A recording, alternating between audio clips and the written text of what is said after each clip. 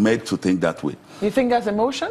That's part of it. But you just said the same thing. You alluded to the same thing. A whole lot of what happens is emotions. That's not to say that there's no substance beneath it. Now, back to the issue that you raised about what happens in the civil service. Yes, that and what that's what the government should do. And I believe that in this little way, you look at little things like the TSA. Look at getting the payroll systems to really function effectively. Look at the issue of looking at the pension fund issues and all that. Now, because what I think this government is trying to do is to address those things that help to fuel corruption. And the TSA is a very good example. Now, are there a lot more things that needs to be done? Yes. But again, do you have that critical support from the citizenry? From the citizenry. Sometimes it's lacking because we all sit back and we point our fingers at the government. But all I'm saying is that the government has a role to play, and the government is in its little way. A whole lot more needs to be done, but we need to appreciate the little that is being done, and then from there we now take it from the little to the bigger. But until Nigerians, in their majority, buy into the fact that it's a fight for you, it's a fight for me, it's a fight by you, and it's a fight by me, we just maybe sit back and keep complaining, and the government can do the little they can do, and we don't get that connect. And that's why in our foundation, for instance, we talk about a bottom-up approach in the corruption fight. Because we need to build a whole new set of Nigerians who reason differently, who think differently, who don't think that corruption is a way of life. And that's why you hear people saying that, some people complain that things are difficult. It's not because they're not getting their salaries. It's because the other one that they used to buy the extra house, buy the extra car, that extra luxury. But the question is, was it even your legitimate earning in the first place?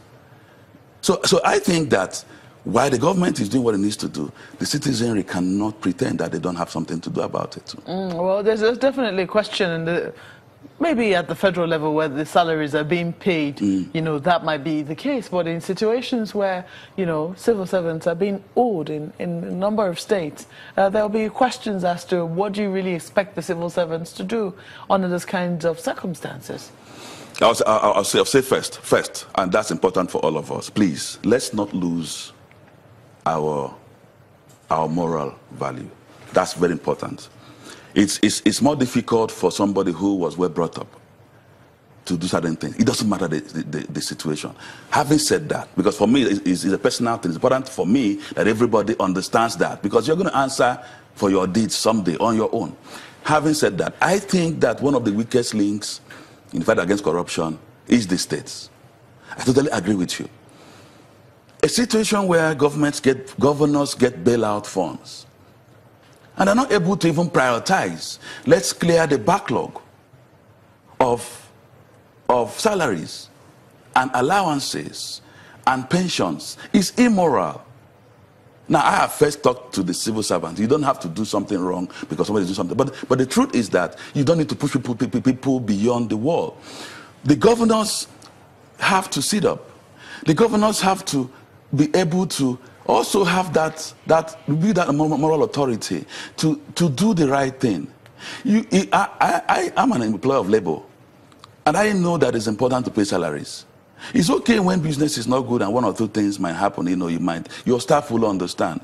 But not when they know that you've been given. I'm not saying that there are not other things the governors could do with money, but I think it's important to prioritize that. Because if they don't, because if you look at the number of civil servants in the federal government, it's low compared to the total number of civil servants that are engaged at the state level, local government level. And that's why Nigerians too should begin to focus attention more on their governors, on their local government chairman and councillors, than sometimes a lot of emphasis placed on the center. I'm just wondering then, what do you hope to see strengthened? What are the areas that you're looking to see strengthened? You've talked about how the TSA is one of the good things that the administration is doing, but what more are you looking to see in terms of strengthening the fight against corruption? First of all, interagency cooperation is weak. Now you see a whole lot of work is being done by the EFCC. What about the ICPC? Sometimes people forget that they're also an agency that is responsible for fighting corruption and graft. They recently got a new chairman. I hope that that's going to help to rejig things there, okay? But then that's one. And then also you look at cooperation between, for instance, the EFCC and the police. Then you take it up also you can even take it up to look at what is the role of the DSS in the anti-corruption fight. Do they really have a role? Are they really playing their role? Are they overplaying any role that they should have? Now, these are sincere things I'm saying. I was just wondering, though, what do you make of this, altercation we heard yesterday about the DSS and the EFCC? I think the EFCC was trying to arrest former chiefs of the NIA and the DSS, and they were prevented from doing so by operatives of the DSS. What is your reading of that sort of situation? That's nonsense. It doesn't make sense to me. Because you know what you expect the citizens to do is what you should also do the right thing, right? If the police were to come to arrest me and they come properly with a warrant and whatever they need to come with, you don't expect me to resist, right? Now, what makes the SDG and all those guys different?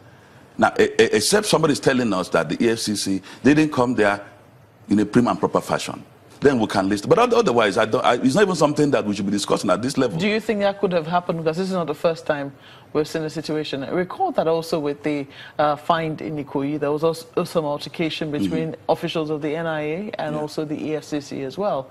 And we've also seen a situation where some judges were going to be arrested and they were by the DSS in this instance, and there were accusations that it was not being done properly. What is your reading of,